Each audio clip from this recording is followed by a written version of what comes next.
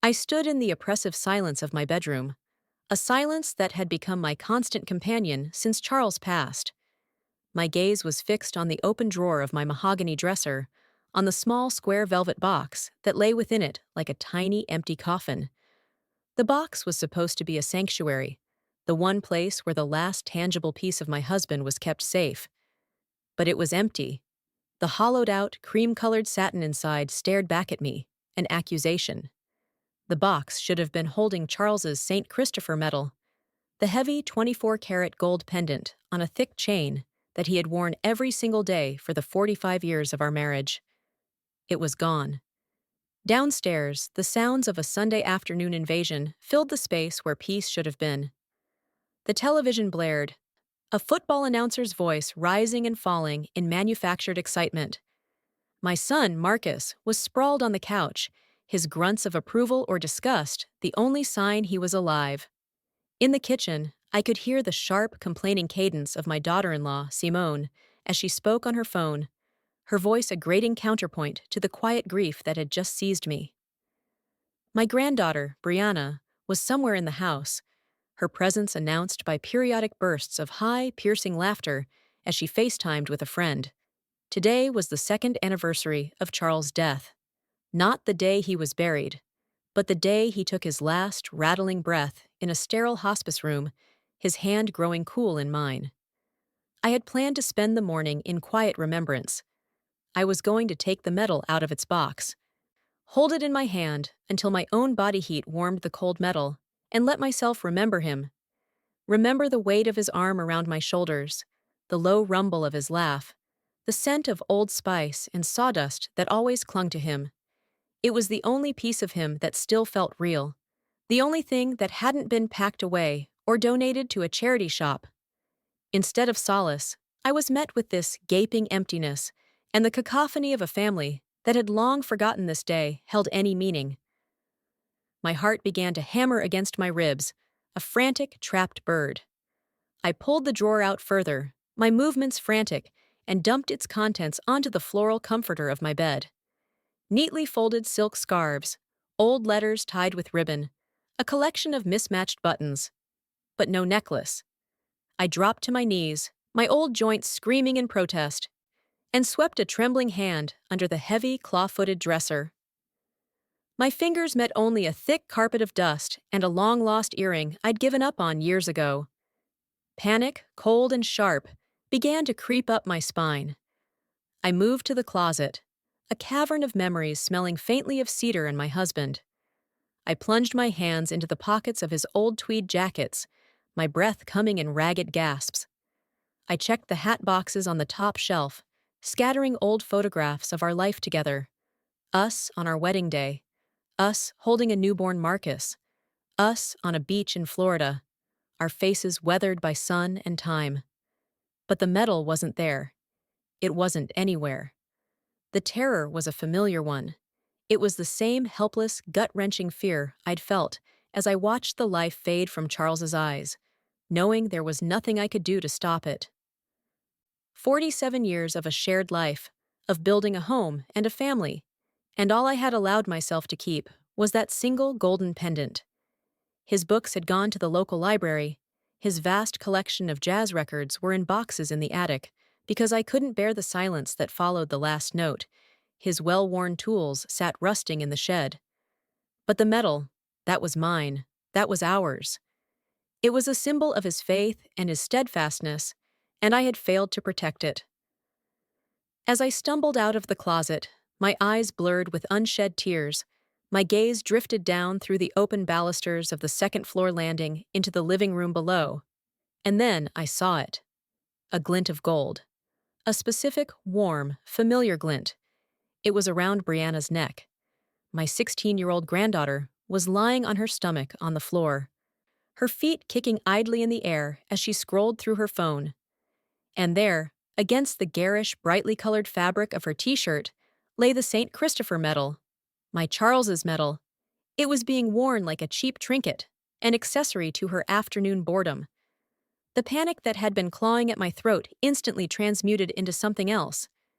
Something cold, hard, and heavy, like a block of granite settling in my chest. I didn't run.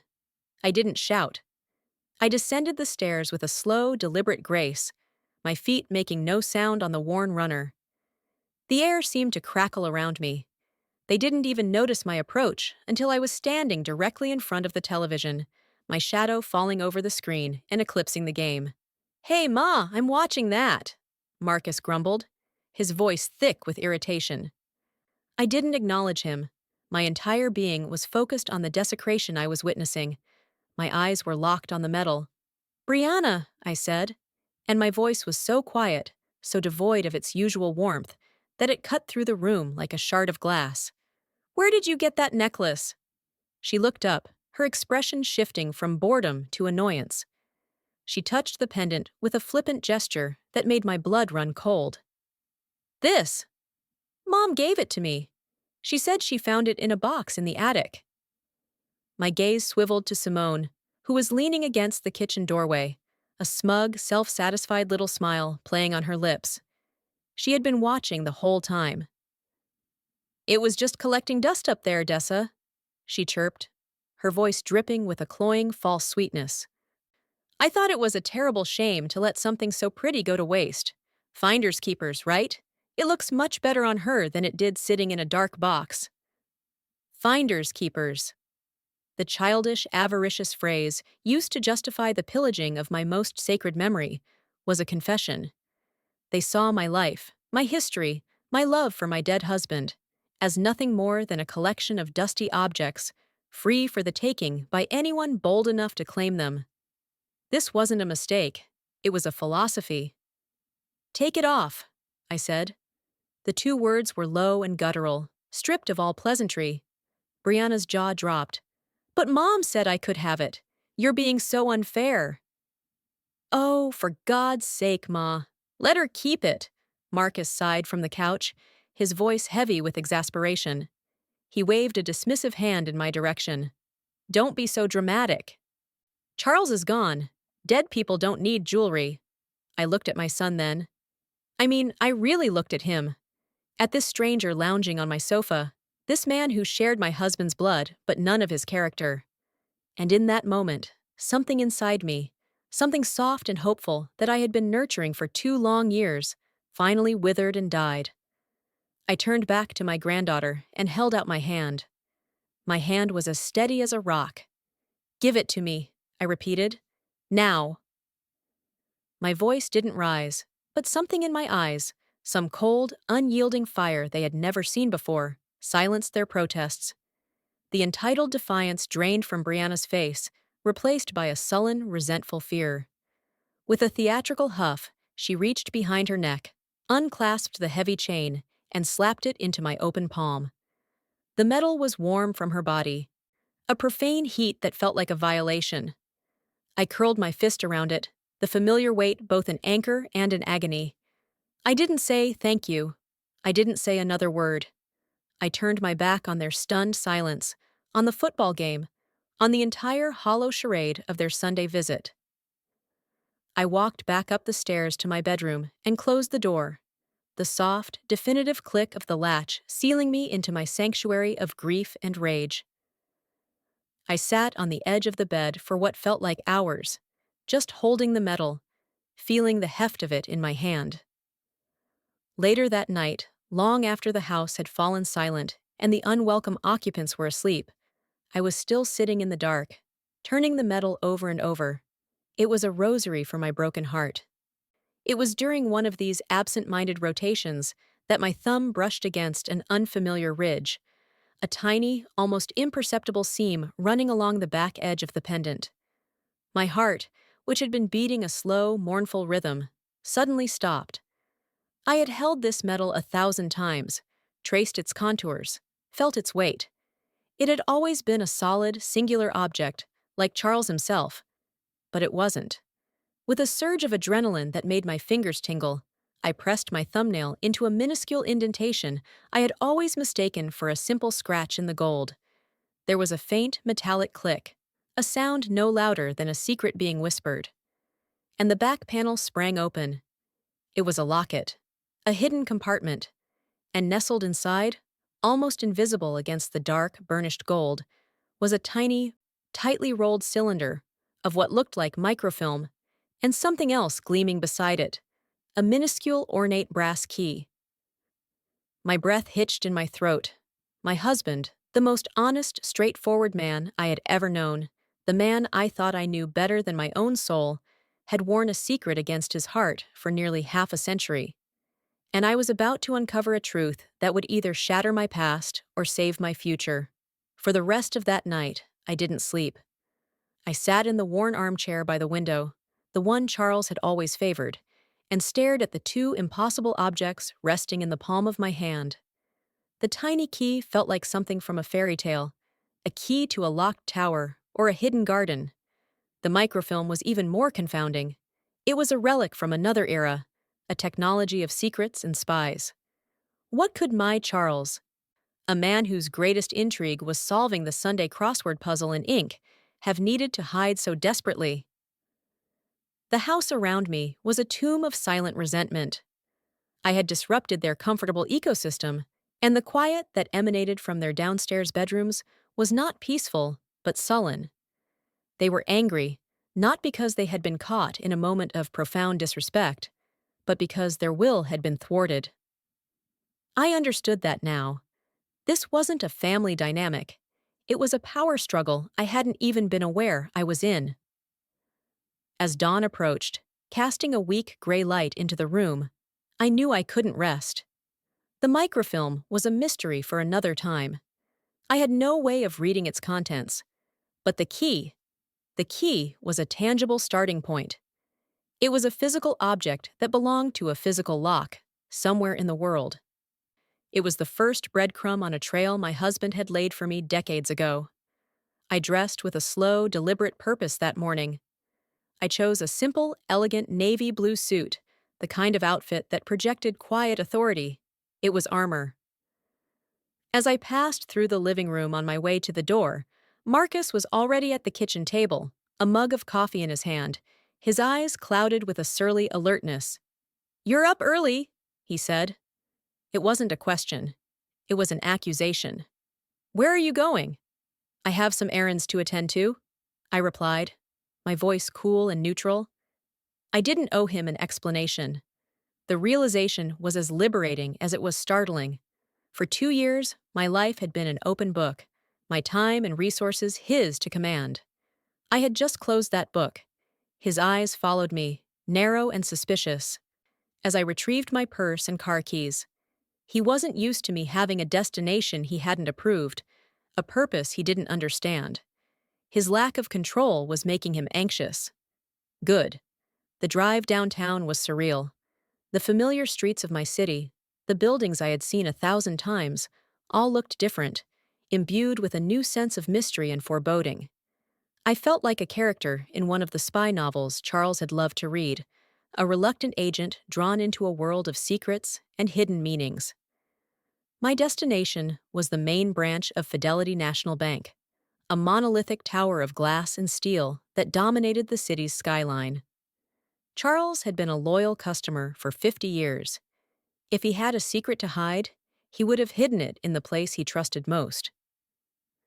My heels clicked with an unnerving loudness on the polished marble floor of the lobby. The air was cool and smelled of old money and quiet power. I approached the customer service desk, my heart a nervous drum against my ribs, and took my place in line behind a young man in a sharp suit. When it was my turn, a polite young woman with a professionally serene smile looked up. Her name tag read, "Chloe."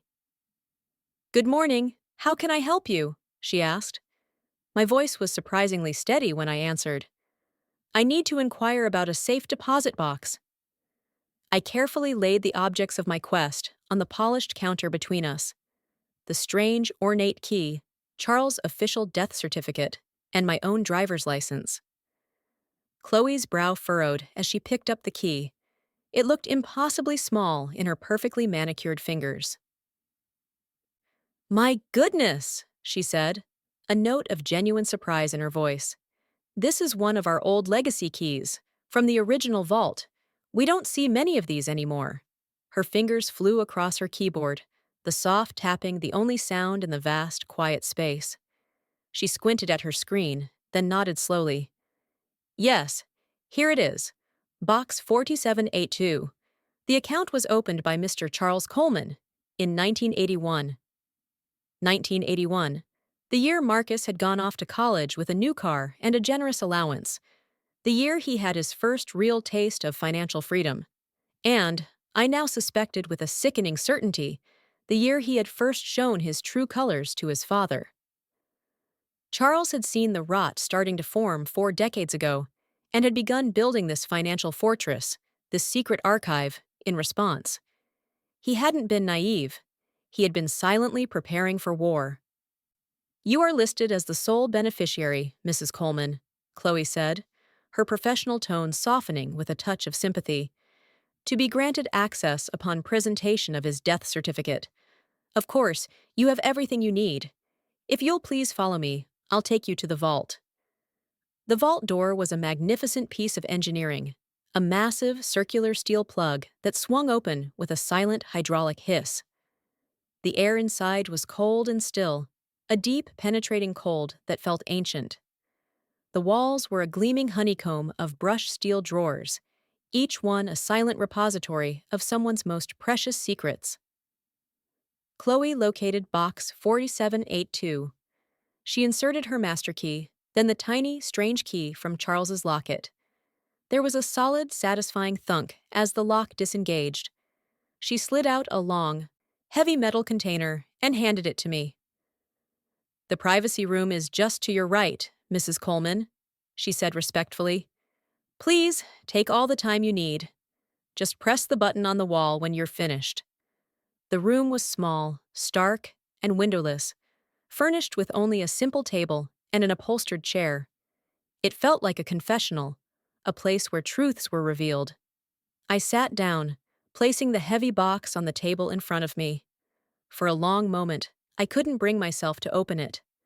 My hands rested on the cool metal lid. I thought about my husband, sitting in this very room, perhaps in this very chair, decades ago. What had he been feeling? Fear for the future? Sadness over the son he was losing? The weight of the secrets he was choosing to keep from me? This box didn't just contain objects. It contained the answers to questions I never even knew I should have been asking. With a deep, shuddering breath, I lifted the lid. The contents were stark, orderly, and devastating. The top layer was cash, stacks and stacks of $100 bills, neatly bundled with faded rubber bands. A quick, disbelieving count put the total at over $50,000. My Charles, my frugal, careful Charles, the man who meticulously balanced our checkbook to the penny every month, had managed to save a secret fortune. It was a staggering testament to his quiet diligence and his deep-seated fear. But it was what lay beneath the money that made the air leave my lungs. It was a thick, worn manila folder. On the tab, written in his precise architectural script, was a single heartbreaking word. Marcus. This was it. This was the heart of the secret. My hands, which had been so steady all morning, began to tremble violently as I untied the string that held the folder closed. I opened it, and the past came rushing out. It was a dossier, a prosecutor's file, a meticulously documented history of my son's long secret war against his own father. There were photocopies of checks stolen from Charles's checkbook, where the signature was a clumsy, almost childish forgery. There were angry letters from credit card companies, threatening legal action and liens for thousands of dollars in debt that Marcus had fraudulently opened in Charles's name. There were desperate, handwritten notes from Charles himself, detailing how he'd had to drain their vacation fund to pay off a gambling debt for Marcus, to keep a loan shark from breaking his legs. The timeline of deceit stretched back for decades. A litany of lies, theft, and parasitic greed. And tucked in the very back, preserved in a plastic sleeve, was a sealed envelope with my name, Odessa, written on it. With shaking fingers, I tore it open. My dearest Odessa, the letter began, his handwriting as familiar to me as my own face in the mirror. If you are reading this, then my worst fears have come to pass. It means I am gone, and it means our son has finally pushed you to the brink. I am so sorry, my love. I am sorry for keeping this pain from you, but I could not bear to break your heart while I was still here to see it. I could not bring myself to tell you that the sweet boy we raised grew into a man I no longer recognized, a man with a hole where his heart should be. He has been stealing from me, from us, for more than 20 years. This file is the proof. This money is your shield. It is not for revenge, Dessa. It is for your freedom. When I am gone, he will see you not as his mother, but as the final obstacle between him and the assets he believes he is owed. He will try to take everything. Do not let him. Do not let your good heart be his final victim. Use this to protect yourself. Use this to build a new life, a peaceful life, the one we always dreamed of retiring to. You have earned your peace 1,000 times over. Know that I loved you more than anything in this world. All my love. For all time, Charles. I pressed the letter to my chest, the sharp corners of the paper digging into my skin. A single hot tear traced a path down my cheek, then another. These weren't the soft tears of grief. They were hot, angry tears of a love so fierce it transcended the grave, and a rage so profound it felt like it could burn the world down. My husband hadn't betrayed me with his secrecy.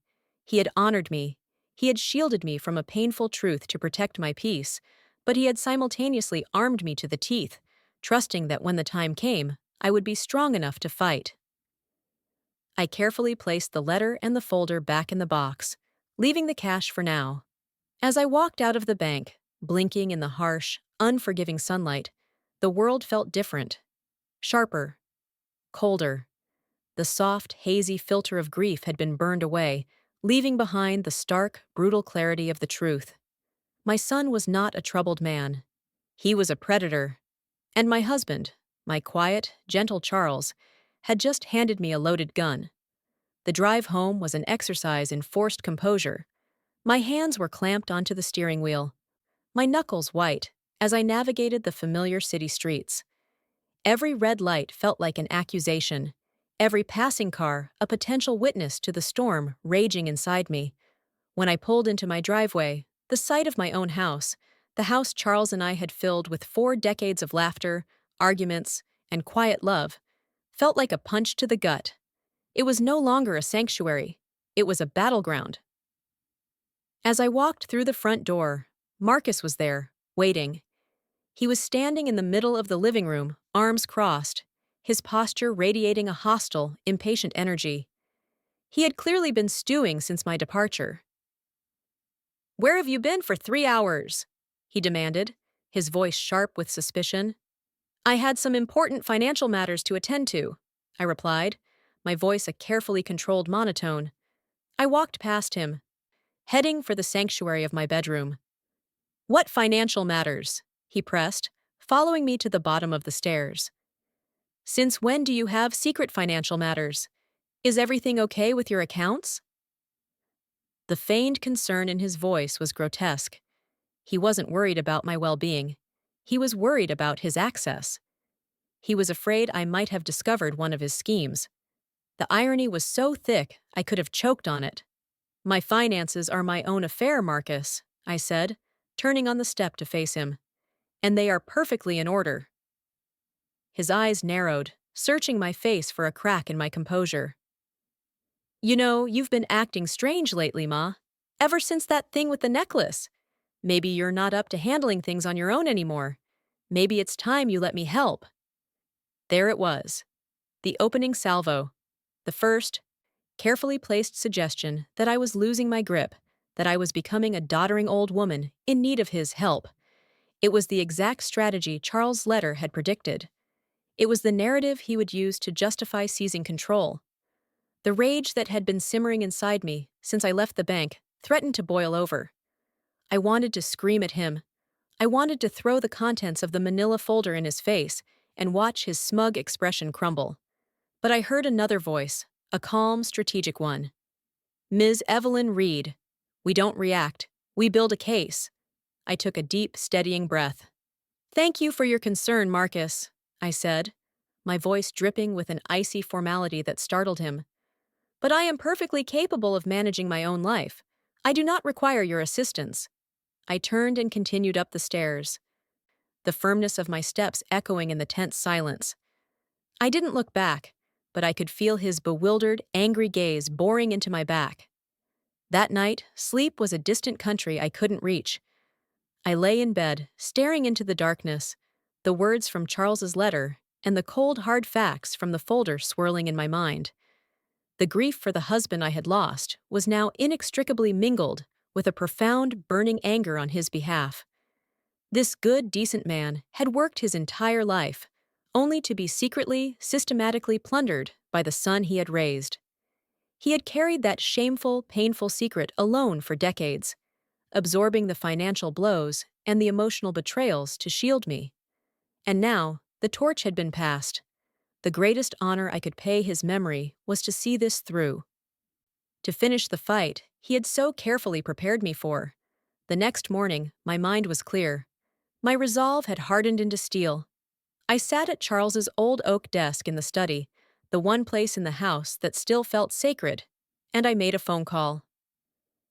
"Ms. Evelyn Reed's office," a crisp voice answered. "I need to schedule an appointment with Ms. Reed," I said. "My name is Odessa Coleman. I believe she'll be expecting my call." The meeting was set for 2 days later. Walking into her corner office, with its panoramic views of the city skyline, felt like stepping into a command center. Ms. Reed greeted me not with sympathy, but with a sharp, focused intensity that I found immensely comforting. "Mrs. Coleman," she said, gesturing to the chair across from her polished mahogany desk, "tell me what you found." I didn't bring the file itself. It was too precious, too dangerous to transport. But I had spent the last 48 hours memorizing its contents. I described the forged checks, the fraudulent credit accounts, the gambling debts Charles had paid. I recounted the encounter with Marcus and his chillingly timed offer to help me with my affairs. And I handed her the original letter from Charles. She read it in silence, her expression unreadable. When she finished, she carefully folded it and handed it back to me. "Your husband," she said, her voice quiet but firm, "was not just a good man. He was a brilliant strategist. He has handed us a cannon. However, the first rule of warfare is not to fire your cannon until the enemy is perfectly in range." "So what do we do?" I asked. "We let him make the first move," she said, a dangerous glint in her eyes. "He has already tipped his hand. He's going to try to establish a narrative that you are incompetent. We are going to counter by establishing a legal record of our own. A record that shows you are a competent, rational homeowner, and he is a hostile, non-compliant tenant." Her plan was audacious in its simplicity. "We are going to draft a formal, legally binding rental agreement. We will have it officially served to him. The terms will be meticulously fair, even generous. It will be an offer no reasonable person would refuse." She leaned forward, her eyes locking onto mine. "But your son is not a reasonable person, Mrs. Coleman. He is an arrogant one. His pride will not allow him to sign a document that frames him as your subordinate. He will refuse. He will rage. He will likely escalate his campaign of intimidation. And we will be there to document every single misstep." She slid a retainer agreement and a pen across the desk. "This is the beginning of a long and likely unpleasant process. Are you certain you have the fortitude to see it through?" I looked at the pen. I thought of Charles's quiet strength, of the lonely burden he had carried. Fortitude was the only inheritance he had left me. I picked up the pen, my hand as steady as a surgeon's. "Ms. Reed," I said, my voice clear and strong as I signed my name, "I have never been more certain of anything in my life." The week that followed our meeting was a lesson in quiet preparation. Ms. Reed and her team worked with the precision of military planners. They researched the fair market rental value for my neighborhood, ensuring that the terms we were about to offer Marcus were not just reasonable, but legally unassailable. The final document was a masterpiece of understated aggression.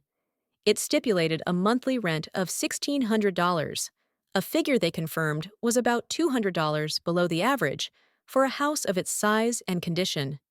It required a 50% contribution to all utility bills, gas, electric, water, with photocopies of the canceled checks or bank statements to be provided as proof of payment each month. It included standard boilerplate clauses about property maintenance, quiet hours, and respectful conduct toward the homeowner. To any objective observer, it was a fair and standard legal document. But we knew that to Marcus, it would be a declaration of independence, an intolerable assertion of my authority over him and his family. It was a carefully designed trap, baited with his own arrogance.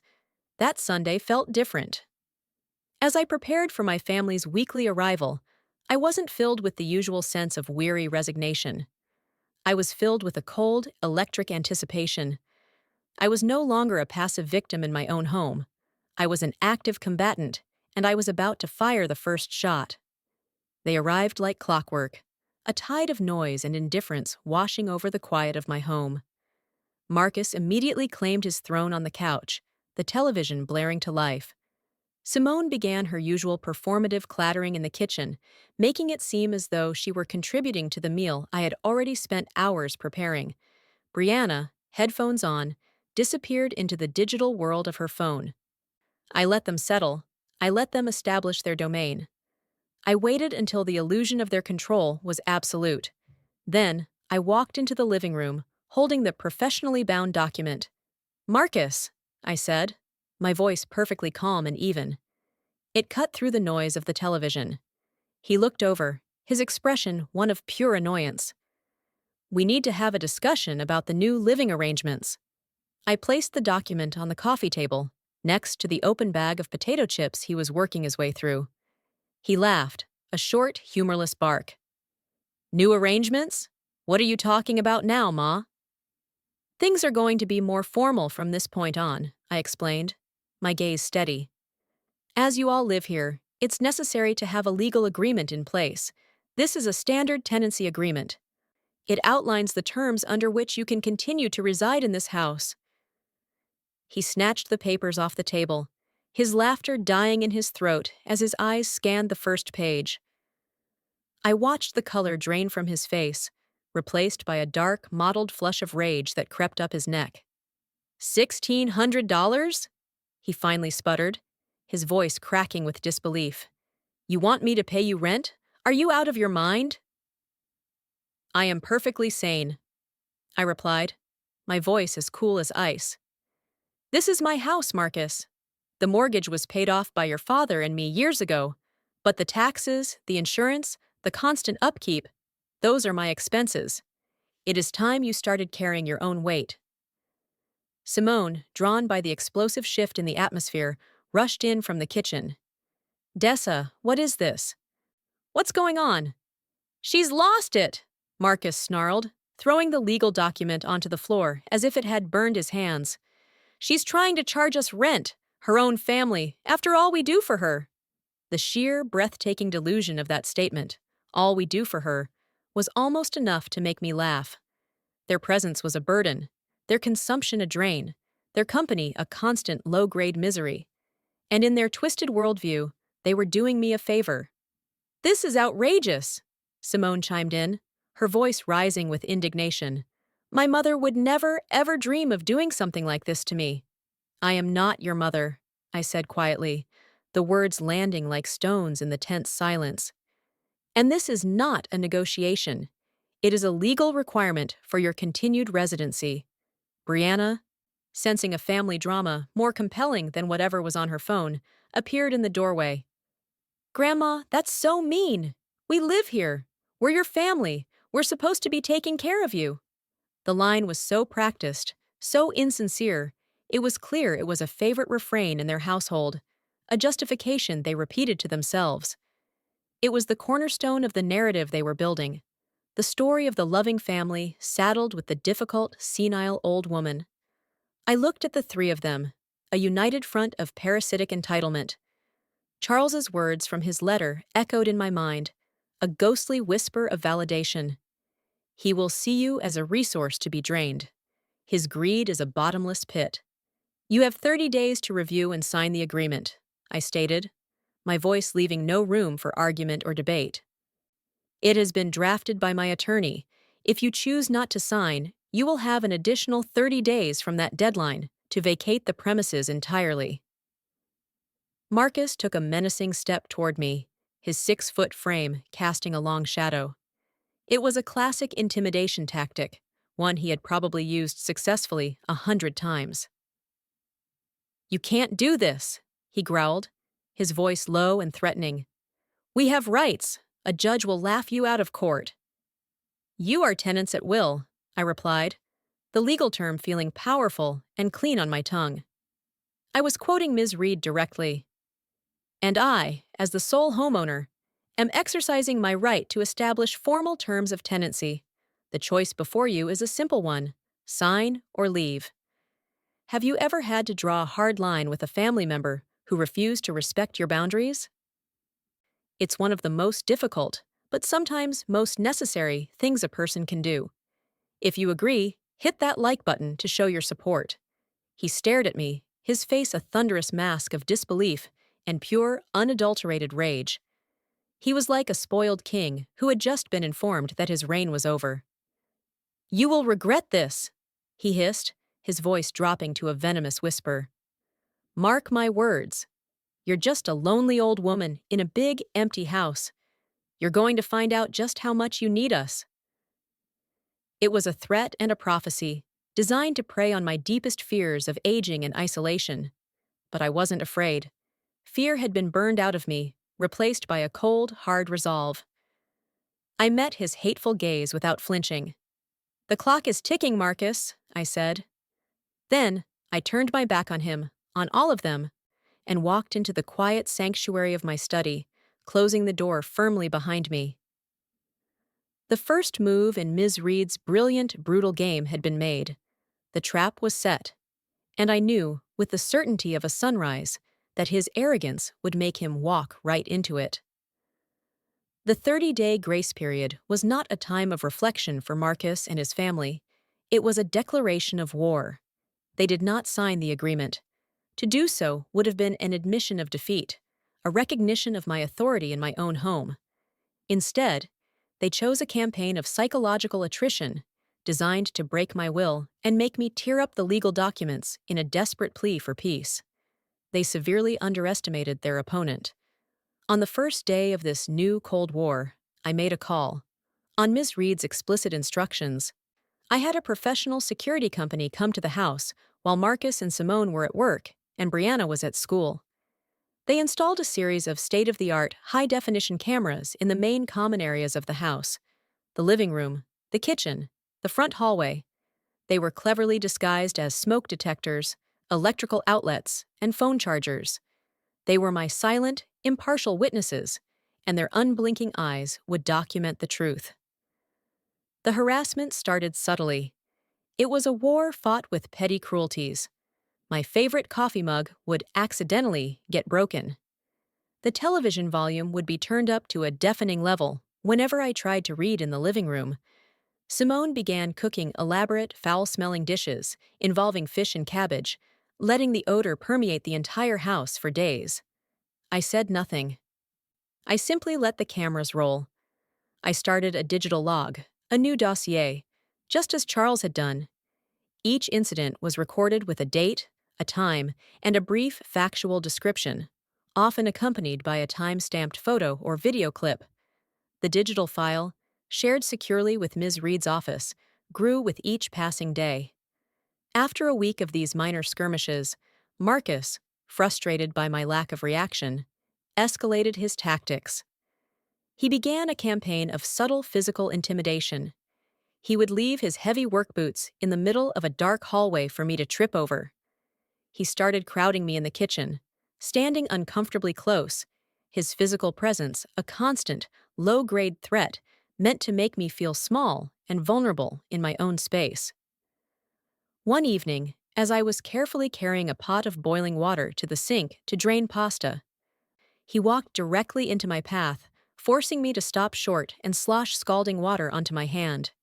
I yelped in pain, dropping the pot into the sink with a loud clatter. Oh, sorry, Ma, he said, his voice utterly devoid of remorse. Didn't see you there. He hadn't even looked up from his phone. The camera mounted above the kitchen cabinets, however, saw everything. It captured his deliberate path, his lack of attention, and his complete indifference to my pain. I saved the clip, Kitchen Incident, Burn, Marcus.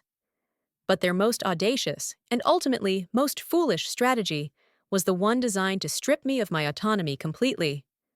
Simone, the master of manipulative theatrics, began a systematic campaign to paint me as mentally incompetent. She started calling my friends from my church group, my distant cousins, anyone she thought would listen. Her voice would be thick with manufactured tears. "We're just so worried about Dessa," she would weep into the phone. "She's not herself since Charles passed. She's becoming paranoid, making wild accusations. She tried to charge us rent. We're afraid she's suffering from dementia and might hurt herself." My dear friend Gloria, a woman with a spine of steel and a sharp mind, called me immediately after receiving one of these performances. "Dessa, that daughter-in-law of yours is a piece of work," she said, her voice crackling with indignation. "She just tried to tell me you've gone senile. I told her you have a sharper mind at 72 than she's ever had in her life." Gloria's call was a warning, but for Ms. Reed, it was an opportunity. "They are building a narrative, Odessa," she said when I relayed the story.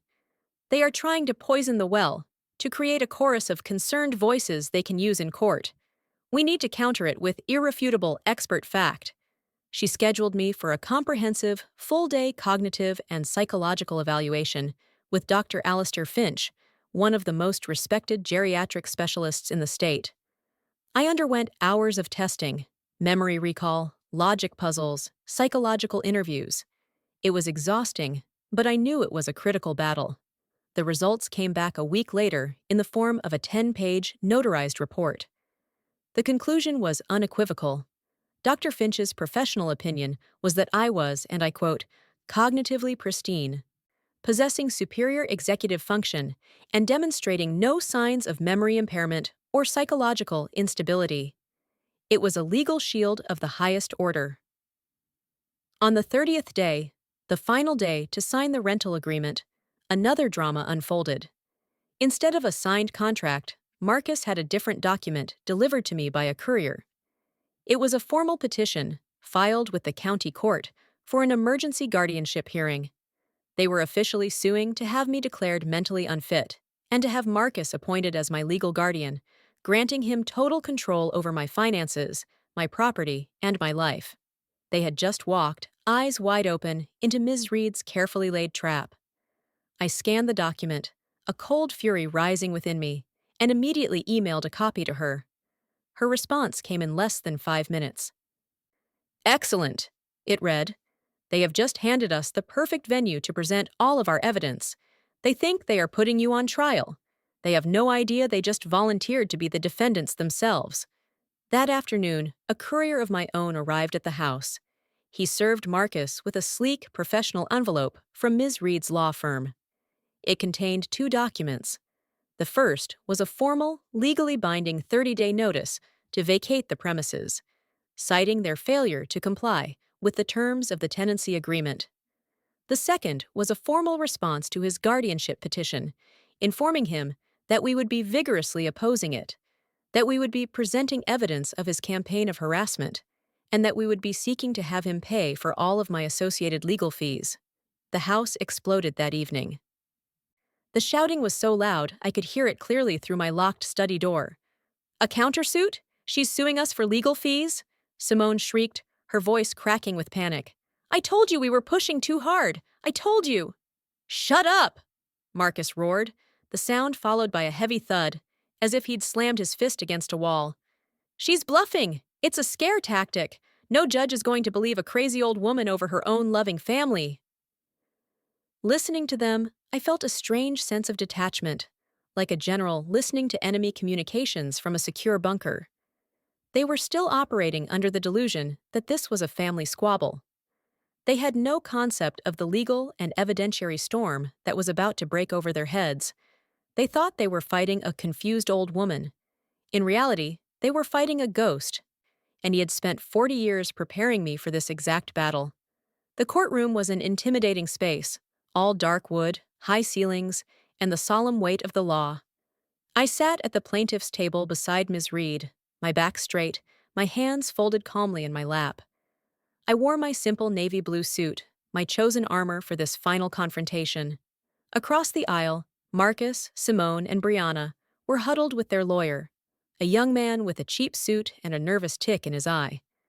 He looked like a man who had severely underestimated his opponent and was just now realizing the depth of his mistake. They avoided my gaze, whispering frantically among themselves.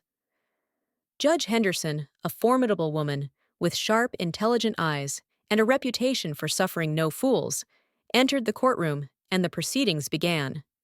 Their lawyer, Mr. Davies, stood first to argue the guardianship petition. He tried to weave a pathetic narrative of a loving family deeply concerned for their aging, confused matriarch.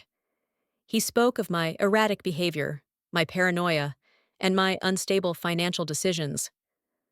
He called Simone to the stand, who, dabbing at her dry eyes with a tissue, recounted fabricated stories of me forgetting appointments and accusing them of things they hadn't done. It was a masterful performance, full of sighs and sorrowful glances in my direction.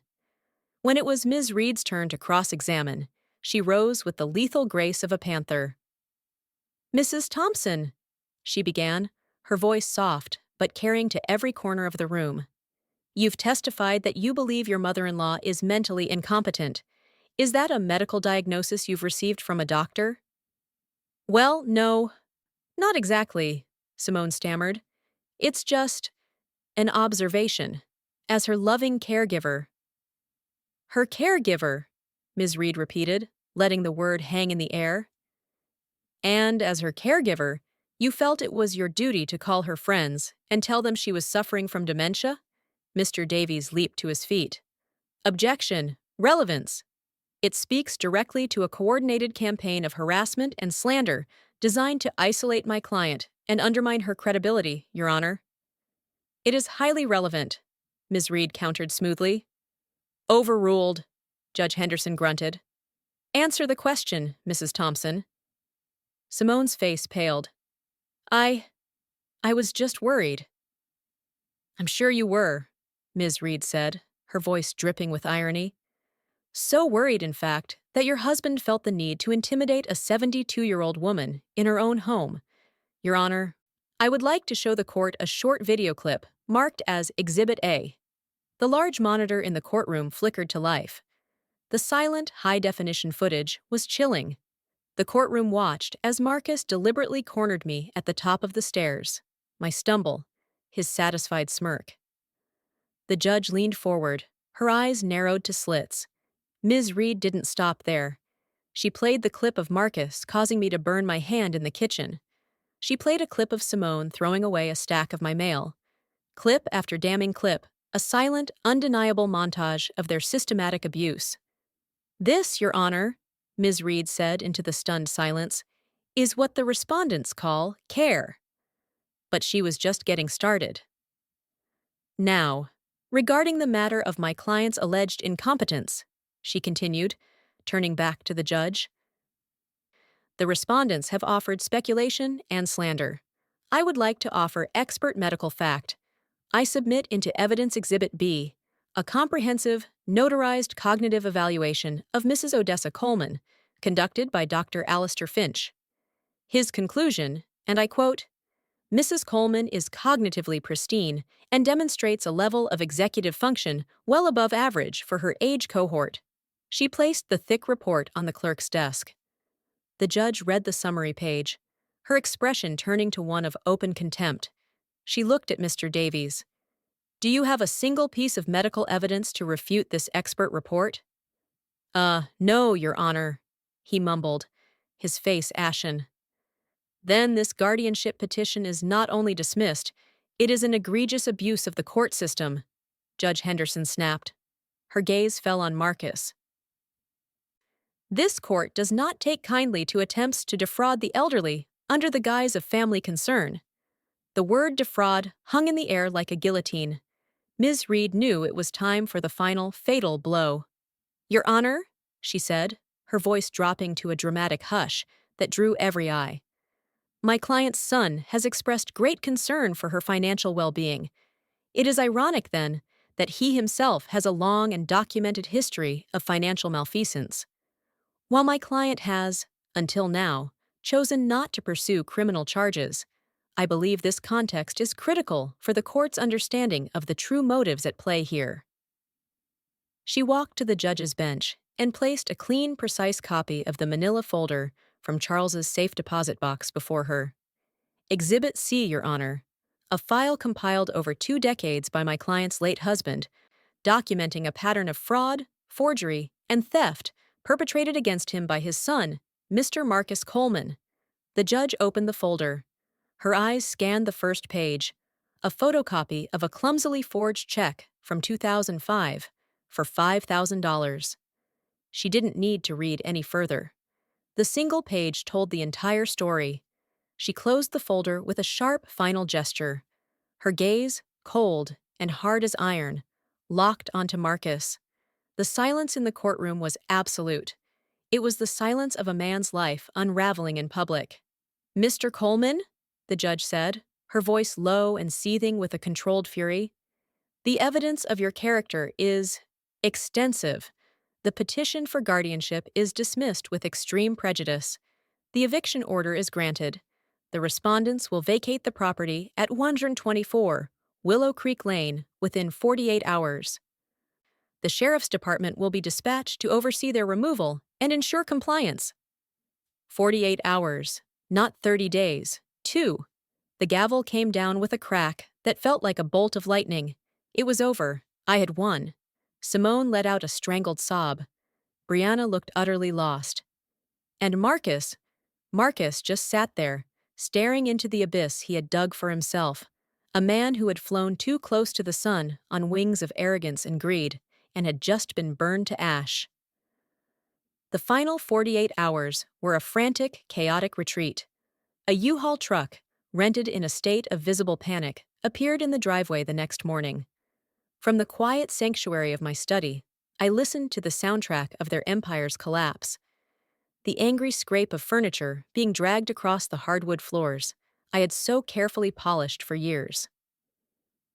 The resentful thud of boxes being dropped onto the porch. The sharp, bitter arguments that flared up between Marcus and Simone, their voices laced with panicked recriminations. Each was blaming the other for a disaster they had jointly authored.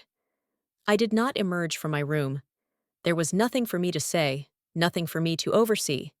This was their exodus, not mine. On the second afternoon, a county sheriff's cruiser pulled up and parked discreetly at the curb. The deputy, a tall, impassive man, leaned against his car, a silent, uniformed guarantee that the court's order would be followed to the letter. His presence seemed to suck the last of the fight out of them.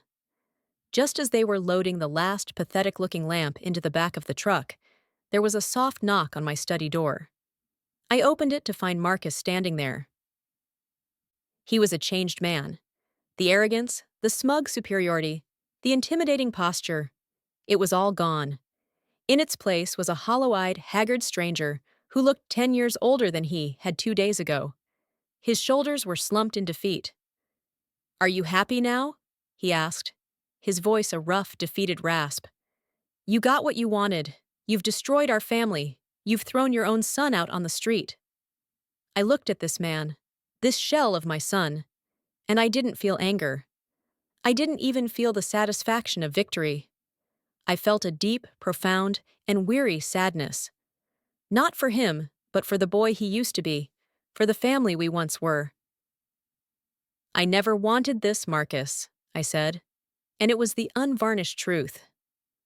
I wanted a son I could be proud of. I wanted a family that was bound by love, not by obligation and greed. You're the one who destroyed that, piece by piece, long before I ever stepped into a courtroom. He shook his head, a gesture of pathetic denial.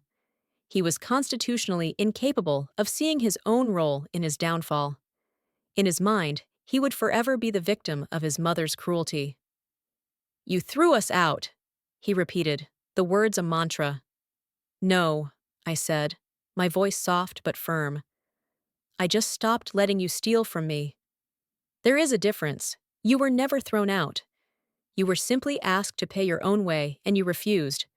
This is not my doing, Marcus. This is the consequence of your own choices. He had no answer for that. The truth was a language he had forgotten how to speak. He just stared at me for a long moment, his eyes filled with a murky cocktail of hatred and self-pity. Then he turned and walked away, out the front door and out of my life. I watched from the living room window as the big orange truck rumbled to life. I watched as it pulled away from the curb, carrying away the last vestiges of the life I had been living. The moment the truck turned the corner and disappeared from view, the entire atmosphere of the house changed. It was as if a great, heavy weight had been lifted from its very foundations. The air, which had been thick and suffocating with tension for 2 long years, suddenly felt clean and light. I walked through the empty rooms, my footsteps echoing in the newfound silence. They had left their petty marks of defiance: a deep gouge in the living room wall, a trail of spilled soda on the carpet, a kitchen cabinet door hanging crookedly from a single hinge. It was the pathetic parting graffiti of the vanquished. I took photos of the damage with my phone, not for a lawsuit. I was done with them, but for my own records. It was the final page in a long, sad story. That same week, I called a real estate agent, a sharp, energetic woman recommended by Ms. Reed. I want to sell, I told her, as quickly as possible. The house went on the market on a Friday. By Sunday evening, we had 3 cash offers, all over the asking price. I accepted the one from a young family with 2 small children, a doctor and a teacher. They wrote me a letter saying how they had fallen in love with the big, sun-drenched backyard and the sturdy, honest feel of the house. They said they couldn't wait to fill it with laughter. Reading their letter, I cried, not from sadness, but from a sense of rightness, of restoration. The house deserved laughter again. With the sale finalized, I was untethered. I took the small fortune Charles had left for me, combined it with the substantial proceeds from the sale of the house, and I vanished. I didn't leave a forwarding address. I bought a beautiful, bright condominium in a quiet lakeside community several hours away. It was a place where no one knew me, a place with no history and no ghosts. My new home was smaller, but it felt infinitely larger because it was entirely mine. Every corner, every object, every ray of sun that streamed through the windows belonged to me and me alone. I changed my phone number. I set up a new bank account. I systematically and methodically erased every trail that led back to my old life. It was not an act of fear. It was an act of liberation. The war was over. I had won. And now, my new life could begin. The first year in my new home was a quiet miracle of rediscovery. I woke each morning not to a feeling of dread, but to the gentle sound of water lapping against the shore of the lake. The profound silence of my condominium wasn't lonely. It was a luxurious, peaceful sanctuary. It was the sound of my own thoughts, my own rhythms, my own unburdened life. In the spare bedroom, overlooking the garden, I built the workshop I had always dreamed of. I bought new, gleaming tools and fragrant planks of oak, cherry, and walnut. I spent hours learning the patient, precise art of woodworking, a craft Charles had always admired, but never had the time to pursue. My hands, which had once trembled with anxiety and age, grew steady and strong. They learned to guide a saw along a clean line, to shape a dovetail joint, to sand a piece of wood until it felt like silk. Creating something beautiful and functional from a raw, unfinished piece of timber felt like a powerful metaphor for my own transformation. My first completed project was a shadow box, crafted with meticulous care from a piece of dark, rich cherry wood. The joints were perfect, the finish flawless. Inside, against a simple backing of black velvet, I mounted Charles's St. Christopher medal. I hung it in a place of honor on my living room wall, where the morning sun would catch the gold and make it glow. It was no longer a secret keeper or a symbol of a hidden burden. It was a monument to a husband's undying love and a wife's hard-won strength. It was a daily reminder that it is never too late to fight for your own life. One afternoon, I received a piece of forwarded mail. It had found its way to me through Miss Reed's office. It was a slick, formal-looking letter from a law firm I didn't recognize. Inside was a proposal for family mediation, signed by Marcus. The letter was filled with hollow therapeutic language about healing the family unit, moving past our pain, and seeking reconciliation. I read the letter once, then picked up the phone. "He's broke," Ms. Reed said, after I read it to her. Her voice was flat, without a trace of surprise. "This has nothing to do with reconciliation, Odessa. This is a desperate Hail Mary pass. He's hoping to guilt you back into his life so he can get a piece of your estate. He's fishing for an inheritance." "Draft a response for me, would you, Evelyn?" I asked. "Of course."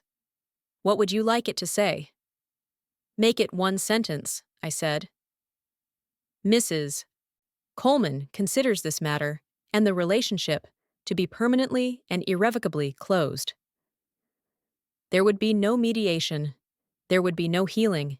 You cannot mend a bridge that has been burned to ash. You can only learn to be grateful for the light from the fire. I built a new life from scratch. I joined a local book club where we argued passionately about literature. I took a pottery class, delighting in the messy, tactile feeling of clay spinning under my hands. I made friends, real friends, who were drawn to me for who I was, not for what I had. They knew me simply as Dessa, the witty woman with a knack for woodworking, not as someone's mother or someone's widow. One evening, as I sat on my balcony watching the sunset paint the lake in fiery strokes of orange and purple, I thought about Marcus, Simone, and Brianna. The anger was gone. The sadness was gone. All that remained was a distant clinical pity. I pitied them for the hollowness of their lives, for their inability to find joy in anything other than what they could acquire. They had traded love, honor, and family for a handful of silver, and in the end, they had been left with nothing. I, on the other hand, had everything. I had peace. I had my freedom. I had the quiet satisfaction of a life well lived and a future that was entirely my own to create.